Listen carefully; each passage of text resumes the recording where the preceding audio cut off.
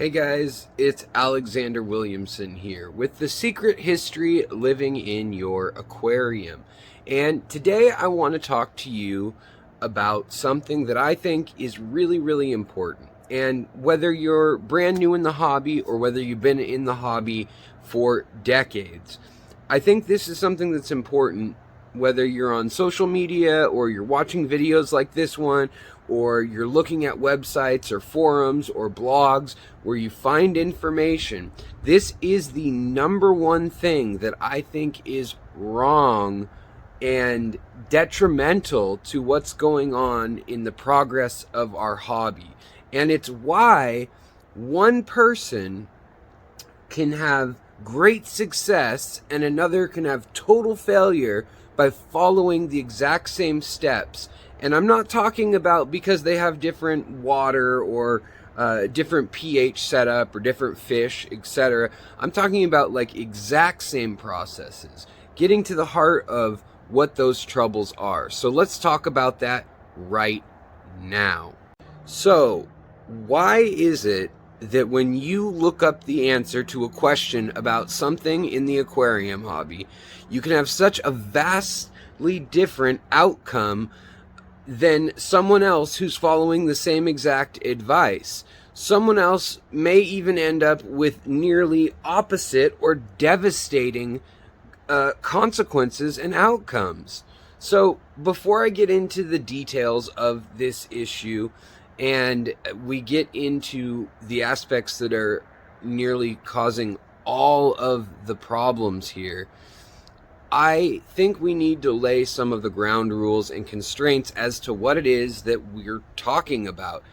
Even if it seems slightly obvious or even redundant, I want to go over this because I think, well, I promise you this is critically important. We need to outline very specifically what we are and what we are not talking about, which hopefully can help us all together work and try to avoid all of this in the future. And it's an all too common outcome for so many of us in this hobby.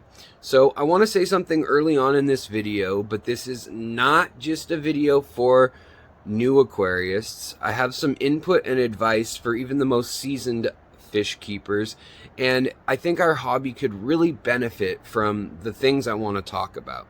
However, if you are a new fish keeper, a beginning fish keeper, I think this video will hopefully save you a lot of time and frustration and heartache. So first off, let me narrow down and clarify myself on what we are not talking about. We are not talking about just plain bad advice. Advice like recommending saltwater fish for a freshwater fish tank, or suggesting that a red-tail catfish should fit into a 20-gallon tank for its whole life fine.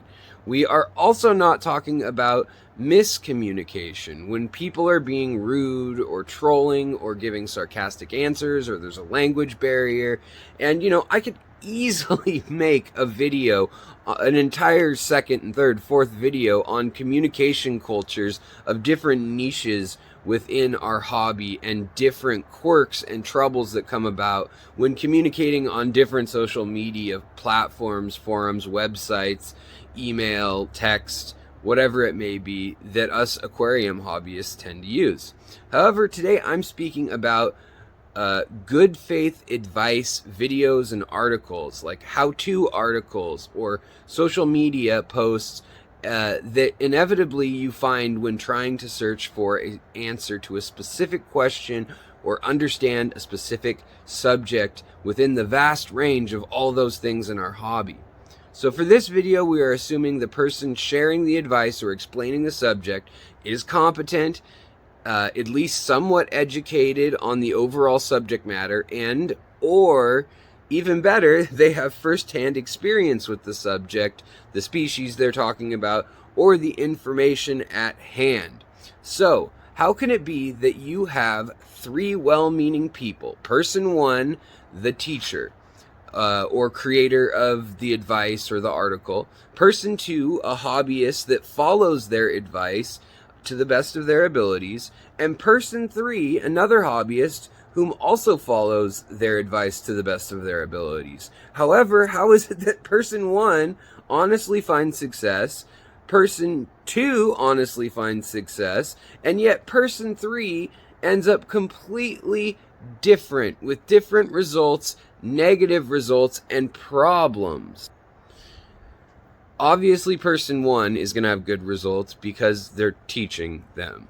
Now, your gut instinct is probably to answer something along the lines of, well, they must have started with different water parameters, and maybe person 3 had bad water, or the other 2 had soft water, and maybe person 3 had hard water, or just had bad luck, or whatever. And that's all possible, but what I'm getting at is something even more basic than those things. It all starts with learning to vet sources, because you can never unravel the validity or the context of what you are learning unless you first know you can trust the source that you're learning from to be accurate, and they're articulate, complete in their explanations and in their style of learning. It is even more important to not just take a shortcut by looking for the shortest video or the simplest bullet-pointed article and trying to save time, but it is crucial that you also find a source that has been vouched for by either other experts or other people in the field, other peers of theirs, or at a bare minimum, find the context and sources they use, the evidence they show, or examples of their claims, their concepts for each video. It's great if they cite sources, if fellow educators are mentioned, if they team up with other educators, or if they're just transparent in sharing this information in one form or another. Now, if you don't have that foundation, none of what I'm about to say matters. So honestly, how to find reliable, accurate, and useful sources of information and instruction is a skill that can take some time and effort. I understand that. However, learning this will serve you for your entire life. So I highly recommend you learn how to do that. Now, you've probably heard of someone saying that there's no right way to keep a fish. There's no right way to keep an aquarium. But you've probably learned by now, if you're in the hobby, that there are certainly some wrong ways to keep and care for an aquarium. So for the sake of focusing this video, let's make this point clear. There is bad advice. There is incomplete advice. There's also a whole lot of inaccurate advice and a whole lot of inaccurate info online about fish keeping. Some of it's trivial, some of it's vital. But we are talking about, in this video, is what happens when information or a subject matter is engaged with by people who have different experience levels, different backgrounds, different knowledge bases, and sometimes also major differences in either culture, language, the hardware that they use, and their experiences in the hobby. And herein lies the heart of the problems. It's that it's subjective versus objective information.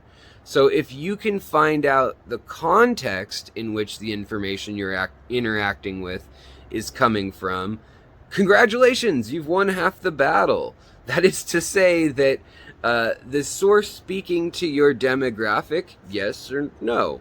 Is this source less likely to encounter trouble when you follow their advice because they've been vetted, yes or no? Or, for example, let's just say this. If you have one fish tank and you understand the nitrogen cycle, you've set it up, you got maybe a kit at a big box store, PetSmart or whatever, and you bought the supplies the people there suggested, but that's basically the extent of your aquarium knowledge. And that's totally okay, by the way. That's totally okay. And you're searching for information about your fish, your betta that you got there, being sick. You may need to go find something like a beginner's guide to fish illness. It may have the common illnesses your betta may have and what common remedies exist. Something like that, a guide like that.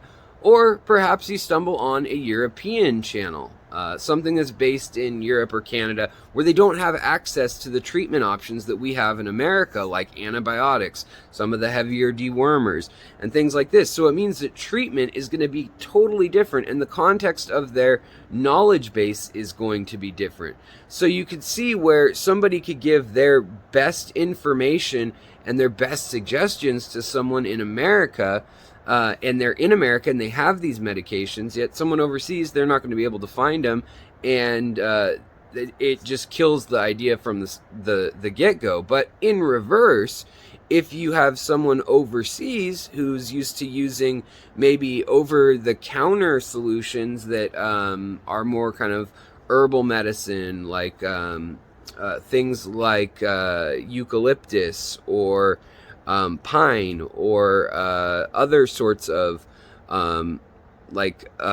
salves and things, then maybe they're going to have a different way to treat bettas than American fish keepers are going to. Or what if you find a video that says how to treat betta in your black water tank? So, someone new to the hobby, if you don't know, there are cues in videos and everything. I mean, we all know that. But if you're new to the hobby, you may not get the cue black water. And that's a completely different way of keeping fish than we do in most of the freshwater fish keeping. So it has different bacteria, it has a different way of nitrogen cycling oftentimes, and it has a different set of illnesses and problems that come with it. So, I mean, there are so many ways that we could have misunderstandings in what it is we're trying to learn and what it is we're trying to solve. And the person teaching has a set of expectations, and the person listening and learning has a set of expectations. So now, to you experienced fish keepers, this is where you come in. So, if you are sharing this advice, it is crucial that you clarify how you keep fish and who you want to be talking to in your video or in your article. I mean, so for the example we mentioned above, is it wild betta keepers and black water fish keepers? Or is it advice fit for somebody who's keeping fish like a betta in 7.5 fairly neutral tap water, unplanted fish tank? Or is it for somebody in between with like a Wallstead tank keeping a betta? So specify this, because all the things you say that are objective, like a wild tank, or they're really sick, or it's a big sore, unless you specify and quantify that, everybody's going to have a different take on that. And adding a little bit of this or a little bit of that means nothing without consistent measurements that we all know and understand.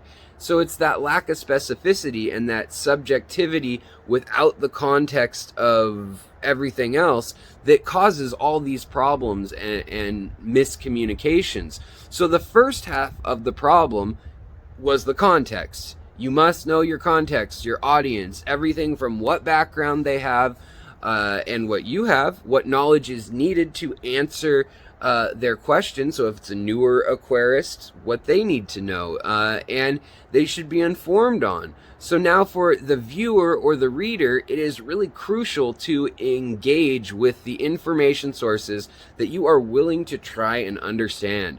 So if there's background concepts, peripheral concepts surrounding the subject, like for instance, black water, maybe you don't know that term yet. Maybe you need to stop and go look up that term. Or maybe you just need to find a video that isn't quite so advanced, because taking advice from that video or from, say, that European creator is going to be not the right set of solutions for you, or a different set when you try to apply your context.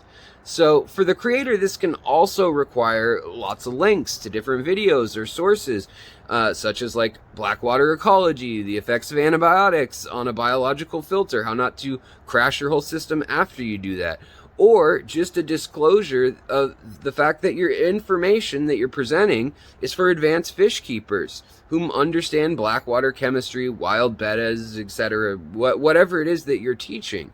So now the biggest trouble of all, though, occurs because of something I just mentioned a moment ago. And I said information for advanced fish keepers. So what does that mean?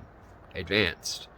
And herein lies the heart of the most reasons different people will end up with different outcomes and misunderstandings, even using the same information. They interpret it in vastly different ways. Is advanced someone breeding bettas few times? Maybe they've had a little bit of success in some jars in a room. Is it a marine biologist working at a betta research lab? Or is it somebody with a handful of biotope tanks full of labyrinth fish that understand every aspect possible of keeping bettas? They know the binomial nomenclature, the species, the quirks, and keeping labyrinth fish in general, like any wild betta or gourami. So you are assuming they've exhausted the normal causes for this particular illness if you're thinking they're advanced. Whereas if they're just coming into it, it might be the most obvious thing that you skipped over and went to everyone. You know, maybe everyone's looking for horses in the field and you go straight to the zebra because you assume all proficient fish keeper would know point A or whatnot. It's an unspoken understanding that, of course, if you're saying, well, change the water, then that means you need to undo the heater and you need to turn off the filter or whatever the steps may be. Maybe they don't do that, everything crashes. So they need to have that base understanding, but you also need to tell them what understanding level they're coming into this situation with if you're doing a how-to guide. So the answer to all this that makes an enormous difference is how the viewer will comprehend and interact with this information. Now, another example of this is if you are someone keeping a dozen planted tanks. Let's say you have 50 species of plants, but usually focus on the fish in your tanks, and, well, you decide to do a search on the best aquarium light out there. You could end up with an extremely vast array of results just on that information. You could have videos discussing lighting options all over the place. There will be reviewers on a budget light. There will be reviewers on highlight, low light, expensive lights, interior design features just as much as the light itself, or features for a fish room versus one or two tanks. And the hardware is going to be different everywhere you go. So don't go looking in a Hong Kong video for something about American lighting options. So even within this search, there is so much objectivity and subjectivity. You are looking for the best light for growing rare aquatic plants using CO2 or high-tech methods and equipment. Huh? Or are you looking for a home reactor that slowly releases CO2 and you have potted soil like Wallstead? Or are you using a big box store light from someone who was in the aisle and works there and said, yeah, this is a strong light, and it's what they had there? Well, highlighting is going to mean something super different to everyone in the hobby. A Fluval 3.0 may have like 2,000 or 3,000 lumens, and pressurized CO2 may be a factor that they assume you're taking into account. And so when you say you need highlighting, they assume you're doing estimative index and you're doing aqua soil and root tabs, or you're, all these other aspects that then when they say, oh yeah, highlighting, they may mean that you have an ADA LED ballast light, with like 7,000 lumen, or a Kessel light spotlight, extremely precise wavelengths of light in kelvins. And if you don't know what those are, that's a good sign that this video's over your head and you need to go back a step. You need to figure out what kelvins, what lumens, what par are. So I hope you can all understand what I'm getting at now. As a viewer, it's hard to know, like, what is it that you don't know? So if you are keying into words and concepts that you don't understand, and honestly, be honest with yourself. Faking it or breezing through details and pretending like you kind of understand is only impacting your own success and your own enjoyment in aquaria, in this hobby. So if you don't know the terms or the peripheral concepts that you're getting discussed, perhaps you should search some more or look at the links that they provide. If it's a good teacher, they'll have those links somewhere, or they'll have a suggestion of where to go. Now, as a YouTube creator with nearly 1,000 videos and 6 years of creating content, I certainly have been guilty of feeding into this problem in the hobby, and I'm sorry. On my channel, I tend to try and cover topics from introductory level clear through almost like a nearly academic level, and everything in between. And I've come to realize that it is incumbent upon me and other creators in our hobby to clearly lay out what it is we are covering in our video or in an article, to explain our location and our tank parameters, or how we like to keep things, or if there's any limitations, like if it's medical, like what medications we can get, technological, what hardware we can get, you know, if we're talking about aquascaping, what our experience is, what our preferred keeping styles are, and that should be apparent on their channel if you look around a little bit. So in order to allow viewers to decide if the topic at hand is approachable for their level of understanding, you know, this hobby has different goals for everyone and different information for everyone. And, you know, there's always people coming at different stages, and we want to provide an environment that is conducive to learning as possible. Now, unfortunately, this leads to long-winded and detailed videos, like this one. But so much relies on these details, this context, this describing and explaining examples and going over something pretty thoroughly, that this is something I will undoubtedly be trying to work on, but at the same time, I want to point out that those two major factors cause so much misinformation or missed information or partial comprehension or unfortunate outcomes due to the content of us educators putting it out there without the context and without the fact that we are using subjective or objective terminology and thoughts on something and clarifying that and quantifying that. So at the end of the day, it requires open communication between educators and those trying to learn. But it also requires a real sense of honesty and introspection. So am I ready for this level of detail? Will I actually, you know, have the time to spend and learn this? Will I be confused? Will it distract from my comprehension of the info if there's all this stuff that I don't understand yet? Will I miss a point? And for the educators, you want to find someone with a background that's in the subject that you're most interested in. If it's home keeping fish, you know, then great. If it's anatomy, maybe you want to find someone who's a biologist or something that has more experience with that. But the background of your audience is something creators should keep in mind. And understanding these aspects about the information you use and deciding on which resources to use after clarifying the context both the creator and the viewer are entering into, this situation is likely one of the ways to prevent the problems that I talked about at the beginning. This situation is the best way to proceed, I think, in our hobby and on YouTube and in social media where we all are learning together oftentimes.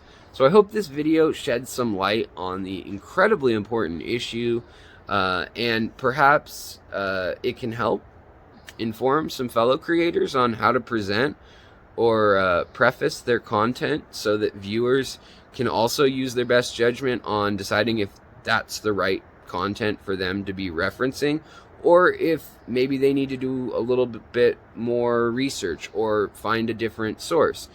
And if you agree with the sentiment in this video, what I've expressed here, and you stuck around this long, I truly appreciate you hitting the thumbs up, the likes button, and if you know any friends in the hobby that could benefit from this conversation, or even other channels or creators that you think could benefit from it, I always welcome you guys sharing the video, and of course you can subscribe for more content like this. So thank you so much for your time and attention.